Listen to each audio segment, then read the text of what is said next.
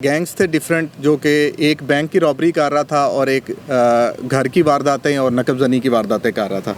इसमें सबसे पहले जो मिज़ान बैंक के बाहर, जैसे कि पहले भी हमने दो गैंग इसमें पकड़ के चालान किए हैं कि मिज़ान बैंक के बाहर जो लोग पैसे निकलवा के निकल रहे थे और उनसे वारदात हो जाती थी। और इसमें दो केस ऐसे भी थे जिनके अंदर वारदात के दौरान जो कंप्लेनेंट्स थे उनको फायर लगे थे इसमें ना।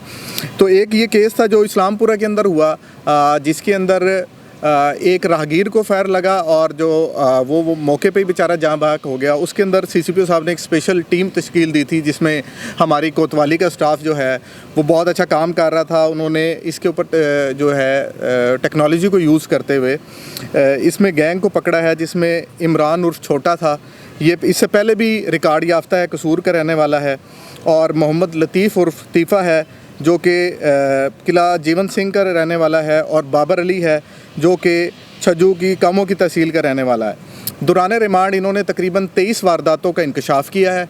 उसके अंदर सबसे ज़्यादा बात ये थी कि ये जो आखिरी इन्होंने इस्लामपुरा के अंदर वारदात की, इसमें एक जो कंप्लेनर था उसको फायर लगा और बेचारा जो एक राहगीर था वो मौके पे जाँ बहक हो गया वहाँ पे।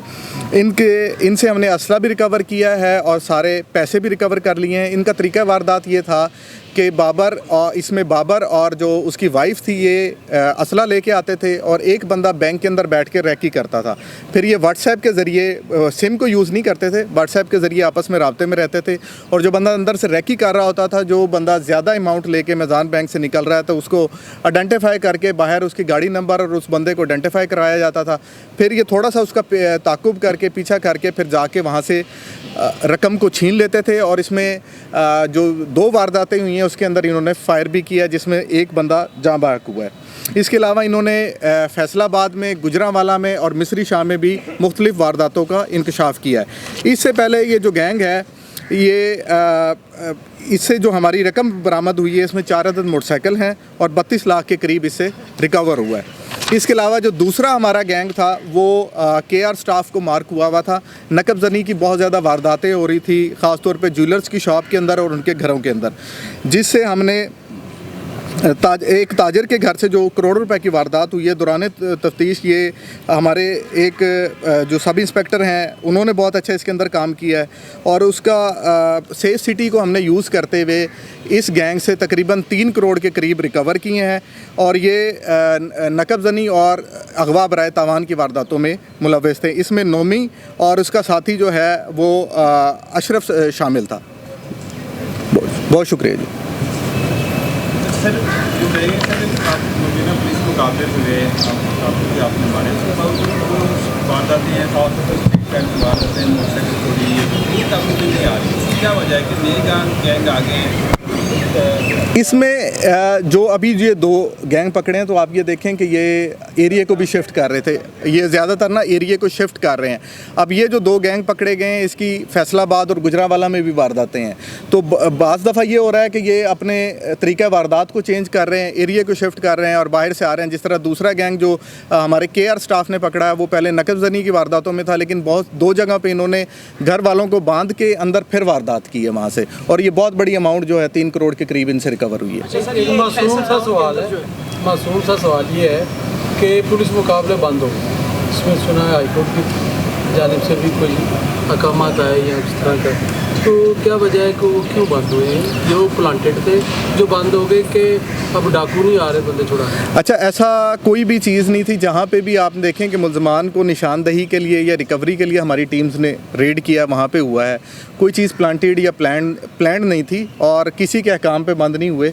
और जहाँ पे भी होगा मुल्ज़मान का पीछा करेंगे और जहाँ पे अगर हम पे फायर आया तो हम फायर बैक करेंगे। अच्छा, बिलाल भाई ये बताएं कि ये जो मिज़ान बैंक की वारदातें बहुत ज़्यादा हो रही हैं, काफ़ी बैंकों की बात है, इसकी वजह क्या अंदर का कोई हमला इन्वॉल्व है इसकी तरह? अच्छा, इसमें मैंने लास्ट टाइम भी बताया था कि कोतवाली ने 2 गैंग पकड़े और इसके अलावा इकबाल टाउन की जो हमारी CI है उसने भी इसी तरह 2 गैंग पकड़े कि 32 के करीब एक माह की मैंने वारदातें आपको बताई थी कि मिज़ान बैंक के बाहर हुई और किसी बैंक के अलावा नहीं हुई।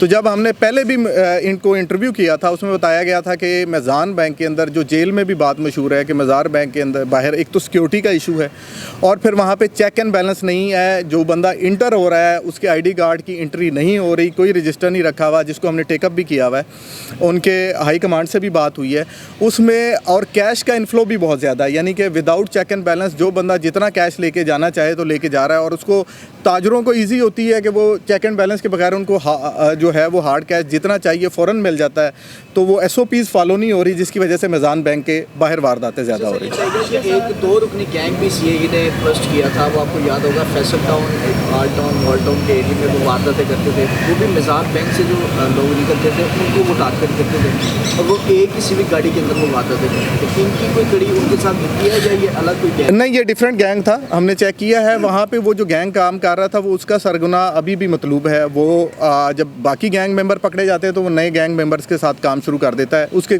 हम बहुत करीब पहुँचे हुए हैं, इंशाल्लाह उसको भी बहुत जल्द अरेस्ट करेंगे। ये बड़ा अच्छा काम कर रही है, नो डाउट, लेकिन लाहौर की सड़कों के ऊपर पुलिस एहलकार वर्दी पहनकर गन पॉइंट से वारदात कर रहे हैं। जिस तरह से 4 पुलिस एहलकार और एक सब इंस्पेक्टर इमरान चौहान नाम का जो गिरफ्तार है, जिसने 10 करोड़ रुपए की वारदात की थी, बाकायदा उसकी तफ्तीश CAE सदर कर रहा है। उस हवाले से बताएं कि बहुत सारे ऐसे पुलिस एहलकार हैं जो डकैती की वारदात करते हैं। कुछ लोग पुलिस एहलकार पुलिस लाइन से आते हैं, कुछ लोग आबास लाइन से आते हैं, और ये तलाशी लेने के बहाने गन पॉइंट पर वारदात करके भी चले जाते हैं। इसके हवाले से क्या कहेंगे? इसमें जो भी बंदा शामिल होगा इंशाल्लाह उसके खिलाफ एक्शन भी लिया जाएगा, और जो मुजरिमों के साथ सलूक किया जाता है उससे भी बेहतर सलूक किया जाएगा।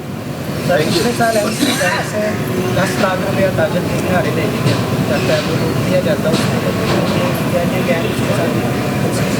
अच्छा, अभी तक हमने उस केस को इंटरोगेट नहीं किया। आप मेरे साथ FIR शेयर कर लेंगे तो हम उसको, आप FIR शेयर कर लेंगे तो हम उस पर इंटरव्यू कर लेंगे इसको।